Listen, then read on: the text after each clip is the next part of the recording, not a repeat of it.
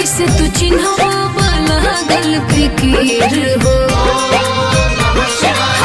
हो रही शिवाला पहुई बड़ी भीड़ हो कैसे तू चिन्हवा लागल फिकीर हो हर गेरुआ कलर लिखल बोले बम पर जवन दिल बन के अच्छा ओह जल ढारी कर ये जान उहे वाला साड़ी पहिन के ओह जल ढारी कर ये जान उहे वाला साड़ी पहिन के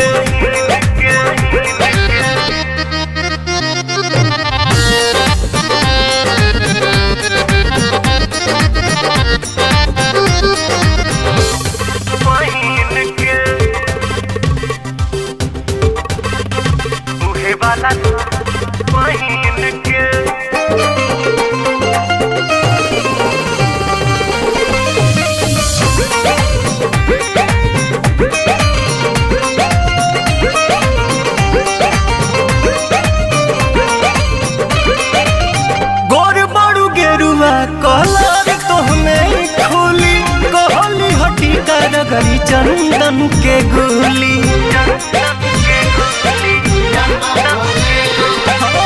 गोर बड़ू गेरुआ कलर तोहमे खोली कहली हटी करगरी चंदन के गोली सावन महीना जब से चढ़ गइल बा भक्तिया भाव दिल में भर गइल बा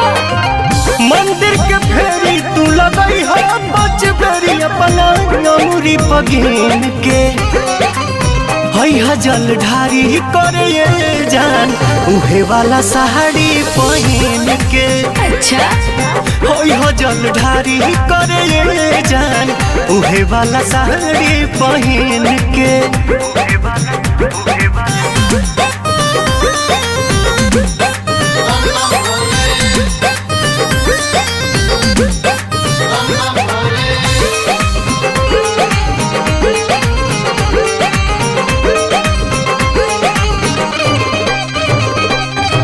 साचो कहीं लगता रुआतना सुनर हो भोला कोरस के हुके लागे ना नजर हो साचो कहीं लगता रुआतना सुनर हो बाबा कोरस के हुके लागे ना नजर हो तोहरे ला भूखल माने सावने सुमारी खुशबा पवन मन अरुण बिहारी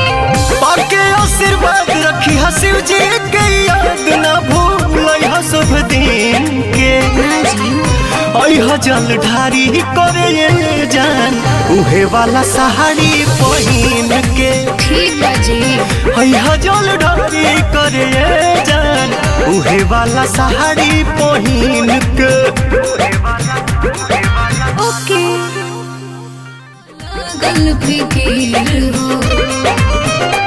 हर गेरुआ कलर लिखल बोले बम पर जवन दिल बन के अच्छा ओह जल ढारी कर ये जान उहे वाला साड़ी पहिन